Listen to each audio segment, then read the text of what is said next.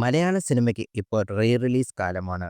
Super താരങ്ങളുടെ വമ്പൻ hit ചിത്രങ്ങൾ വീണ്ടും തിയേറ്ററിലെത്തിന്റെ ആവേശത്തിലാണ് ആരാധകരും.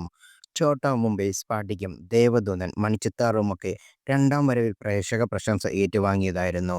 ആദ്യ ദിനം 40 ലക്ഷം രൂപയുടെ ഓപ്പണിംഗ് കളക്ഷൻ നേടിയ ഛോട്ടാ മുംബൈ രണ്ടാം ദിനത്തിൽ കരസ്ഥമാക്കിയത് 78 ലക്ഷമാണ്.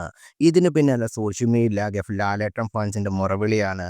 പഴയ ലാലേട്ടന്റെ മാസ് ചിത്രങ്ങളായ നരസിംഹവും ഉസ്താദും, ചന്ദ്രോത്സവവും, രാവണപ്രഭുവും, ഹലോയും, നരനുമൊക്കെ റീ റിലീസ് എത്തിക്കണമെന്ന് ആരാധകരുടെ ആവശ്യം. മമ്മൂട്ടി ഫാൻസിനെ വെല്ലുവിളിക്കുന്നുണ്ട് ലാലേട്ടൻ ഫാൻസ്.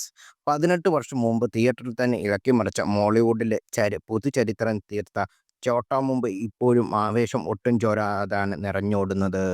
റീ റിലീസായി എത്തിയ ചിത്രം മോഹൻലാൽ ആരാധകരെ മാത്രമല്ല, സിനിമാ പ്രേമികളെ ഒന്നാകെ തിയേറ്ററിലേക്ക് എത്തിച്ചിരിക്കുകയാണ്. റെക്കോർഡ് കളക്ഷൻ നേടിയാണ് ചിത്രം തിയേറ്ററിൽ നിറഞ്ഞാടുന്നത്.